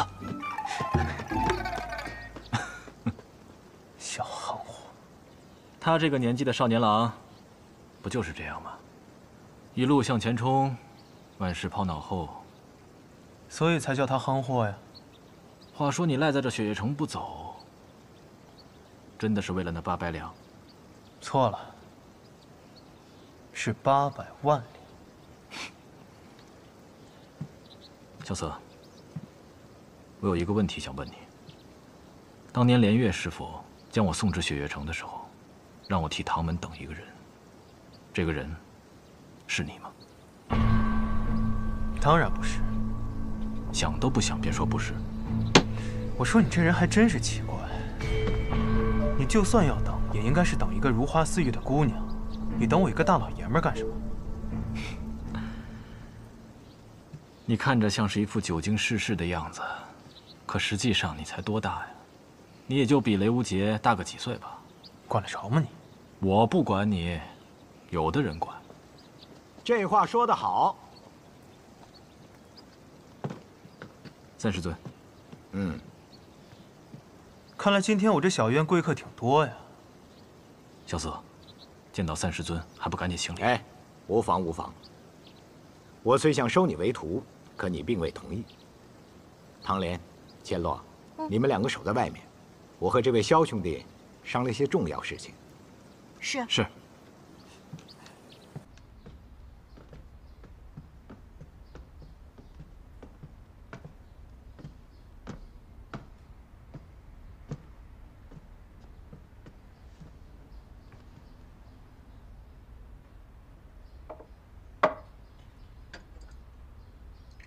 我发现，你似乎并不喜欢我。我为什么要喜欢你？因为你是天下独一无二的枪仙吗？是因为那件事情而怪我？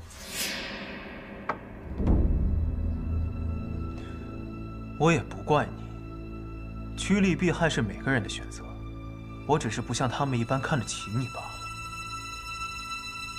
独一无二的枪仙又如何？想收我为徒，你还不够资格。当年你王叔入狱之时，我手提长枪，本已打算冲出雪月城，直奔天启，可我当时却收到了一封信。这封信是你王叔亲笔所写。王叔信上说什么了？他要我接下来无论发生什么事情，都要留在雪月城。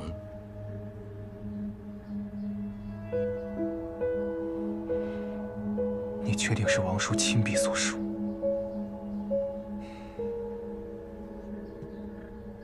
你王叔的笔记，你应该比我更清楚。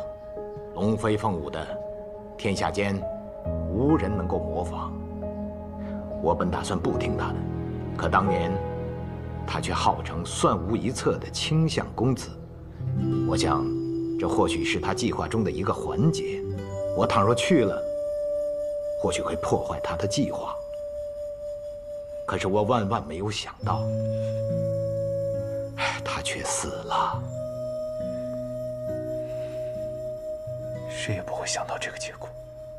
我真的很后悔，我当初就应该把他的书信撕得粉碎，然后冲去天启把他给救出来。可是今日，我绝对不会再做让我自己后悔的事情。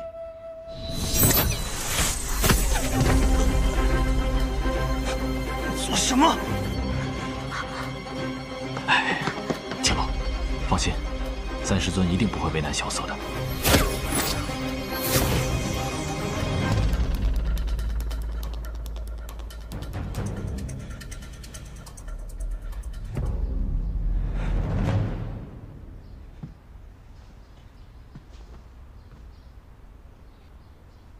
看来，你并不是伪装的，你的武功的确是被废了。多管闲事！哎，我司空长风乃是药王辛百草的半个徒弟，若论医术的话，天下我至少也能够排名在前5。所以，你有办法？你血脉不畅，这会给你的隐脉带来严重的后果。什么意思？多运动运动。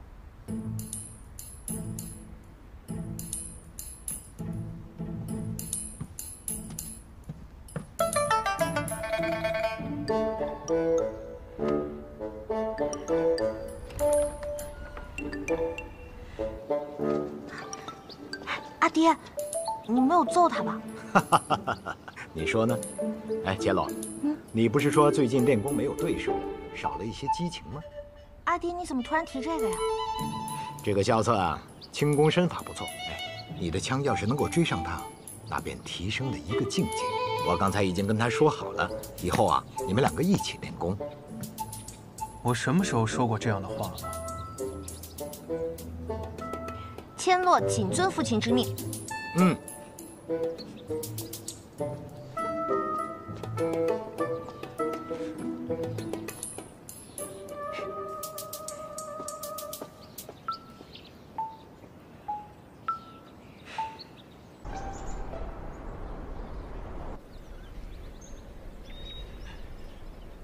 师傅，只身。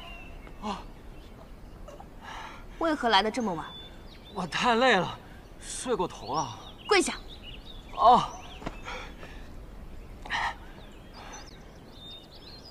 还真是个傻子，还不快行拜师礼？哦，弟子雷无节，拜见师傅。我怎么收了这样的一个徒弟啊？起来吧。哎。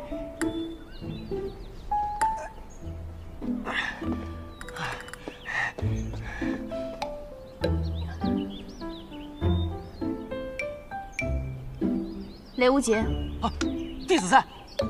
身为剑客，你可知道自己是为何拔剑？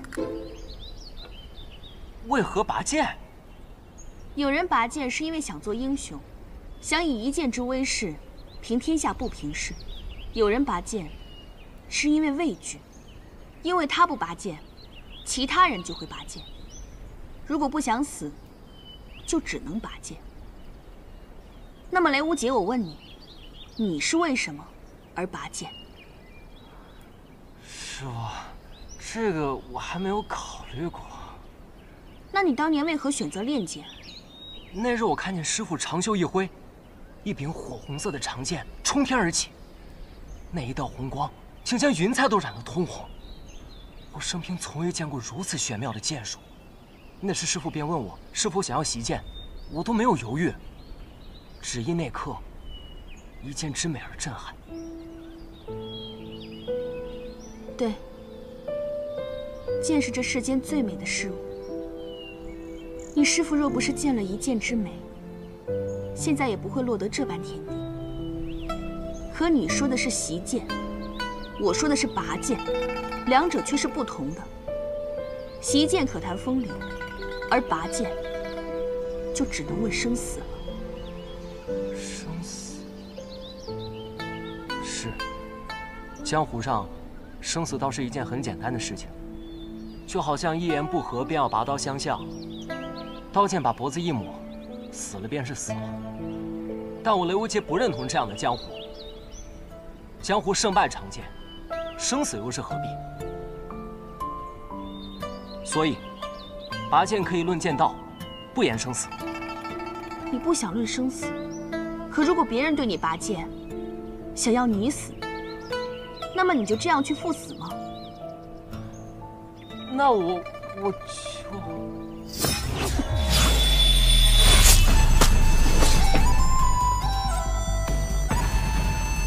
此剑名为听雨剑，是剑仙种种主所著，风雅四剑之一。为师赠予你了，就当是拜师礼。听雨剑，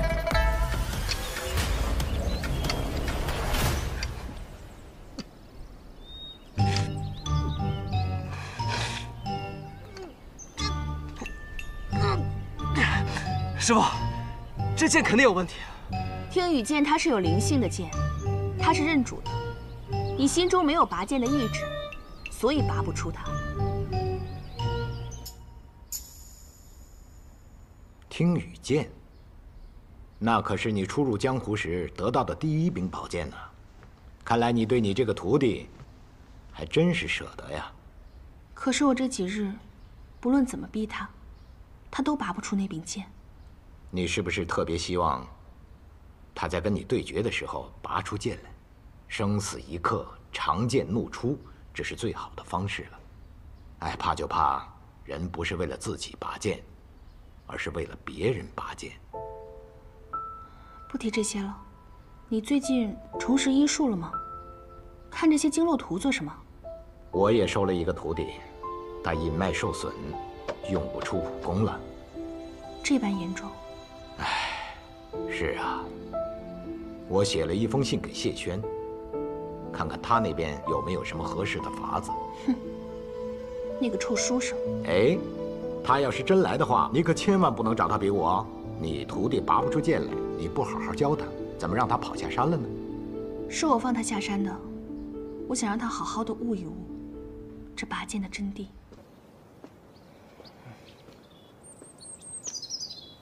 雷无节，是你，陆明轩师兄。哎呀，你小子跟着二城主上山修炼，一走就是10日，可让我好找。你欠我那300两银子，什么时候还回来？输了的人还有资格要钱？别给我丢人！你是雷无节吗？啊，我是尹落霞。啊，落霞仙子，久仰大名。今日怎么下山来了？你师父呢？我师父闭关修炼，让我先在山下待几日，别影响他。闭关？难道他又要来了？仙子说什么？啊，没事。明轩，晃来晃去的做什么？站没站样？天羽剑，没想到你师父把它传给了你。你知道它的来历吗？师父说这是他早年间的佩剑，但我怎么都拔不出来它。你们知道什么是拔剑的理由吗？你别跑！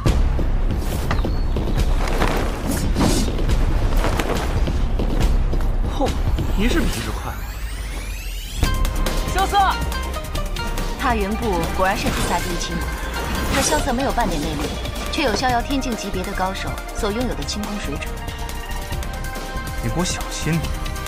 知道你拔的是什么吗？这是云烟细棉，1000两银子一匹。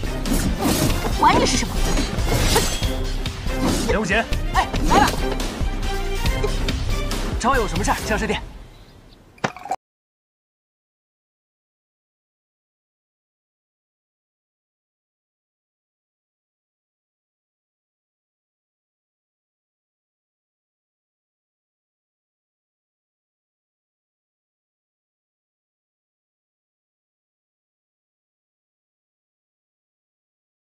好，我今天不打你的萧兄弟了，我打你！我倒要看看，能让雪月剑仙收为弟子的人究竟有多讨厌！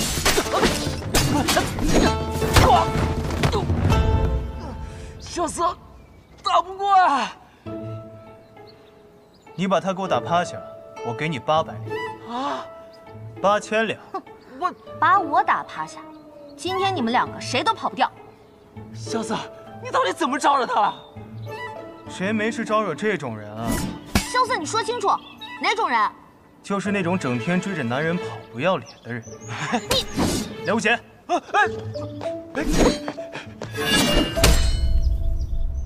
这都留不住人，太委屈这把银月枪了。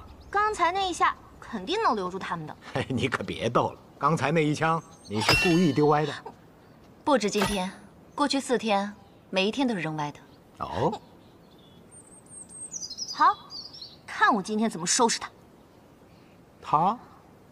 他们。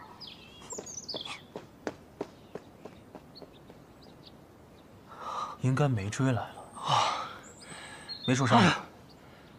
没事儿。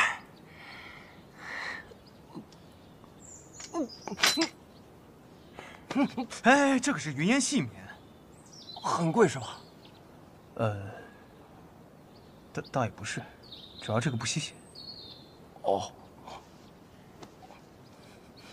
走吧，带你去找点水擦一下。走。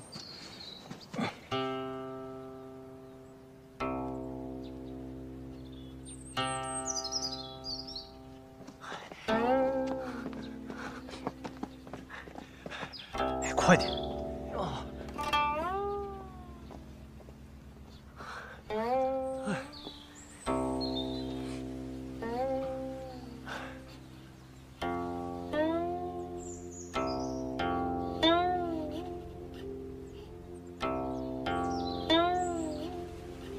路过此地，冒昧拜访。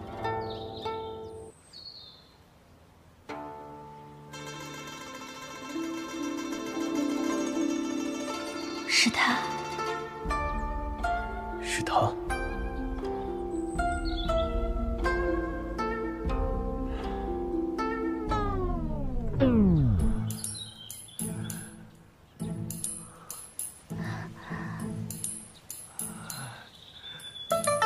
刘姐，你流鼻血了。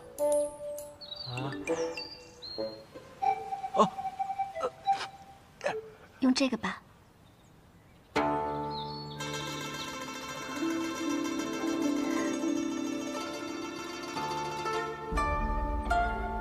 不用，我自己可以的。这是罗姐，这条手帕至少80两。不用，真不用。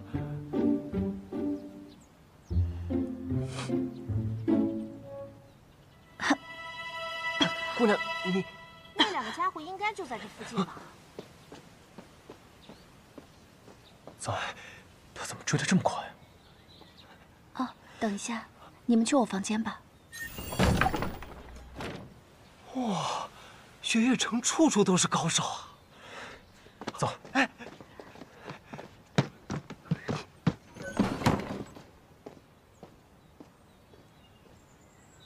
姐姐好啊，千落姑娘。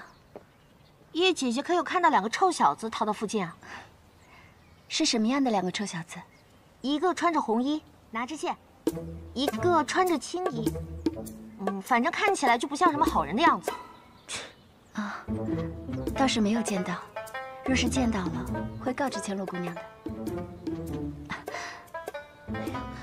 这2天天气有些转凉，叶姐姐身体不好，就多在屋子里歇歇吧。我就不打扰你了。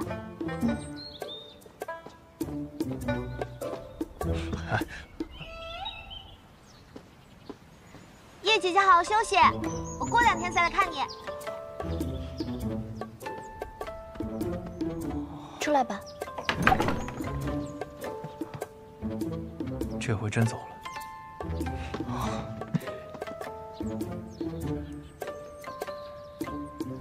哦，多谢姑娘，敢问姑娘尊姓大名？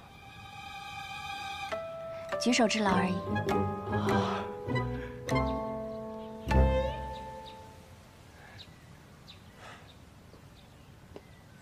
走了，多谢了。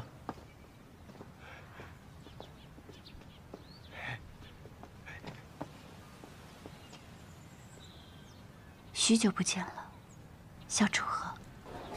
你刚才为什么拉我走？我再不拉你走，你是不是就该问姑娘今年芳龄几许，是否婚配？那我没有。人家姑娘不回答你的问题，那摆明了是不想跟你多聊。你留在那讨什么嫌？再说了，你若想再见她，这有何难？司空千落不是认识她吗？你问唐莲啊。啊，对呀。有什么事要问我啊？大师兄。秋色，你这又被大小姐追着满城跑，你就不能消停点？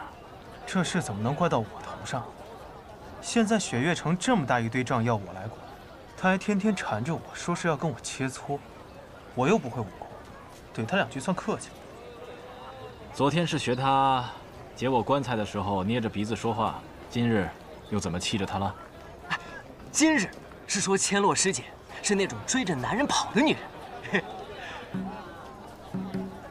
你还好意思笑？连个千落都打不过，真不想当你这个大师兄。谁说的？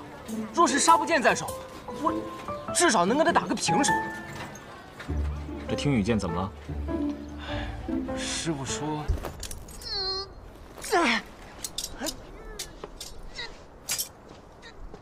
不对，都说了不是用力气拔。你心中没有拔剑的意志，所以拔不出它。拔剑的意志，那是什么呀？你需要找到拔剑的理由。的确，剑灵种铸的剑的确有所不同。据说他们铸剑的最后一道工序是割破手掌，以血为剑，所以最后铸出来的剑都号称有破腹。不过以你的资质啊，拔剑只是时间问题。难得有机会下山，不如我们几个去喝一杯。哎，这样也好。我还有件事想要请教大师兄呢。有他这个百事通在，还有什么事情需要问我呀？你说是吧？我想问，我师父雷轰、师父李寒衣，还有望城山玄剑仙赵玉珍，他们3个人之间到底有怎样的故事啊？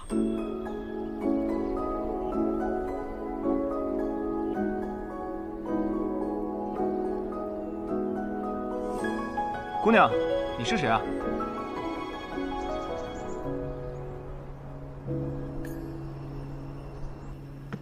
远深处，闻你轻声悠悠的低诉。残霜月，皆化作梦中一幕。奈何一年相逢，一年离别，难度一生间。风花雪月，不过前世今生缘。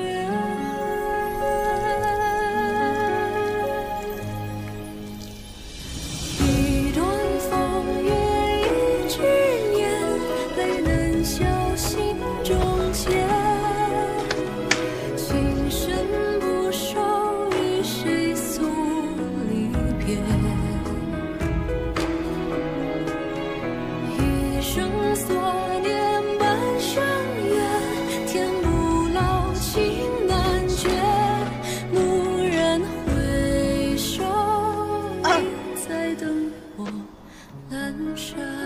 姑娘，你是谁啊？你怎么知道我是姑娘？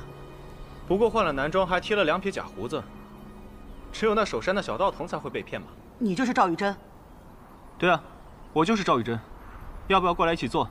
一会儿就能吃桃子了。桃子？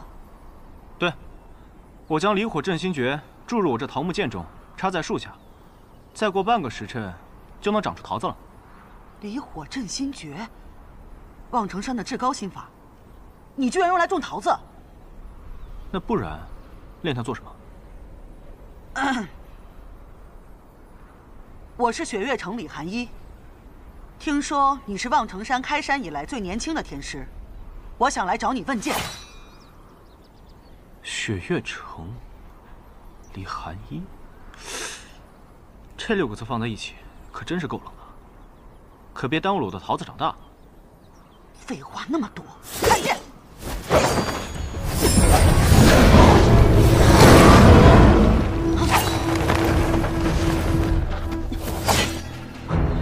太乙狮子诀。我是来问剑的，不要给我用这些法术。你人怎么这样啊？我现在还不能出剑。为何？我的剑插在这树下，拔了剑就吃不了桃子了。吃桃子？吃桃子。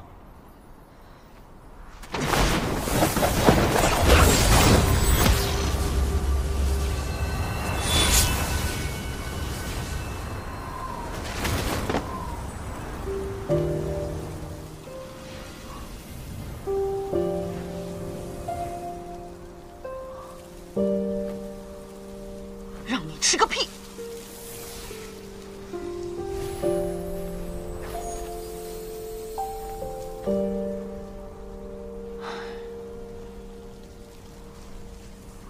剑起！我的定剑怎么了？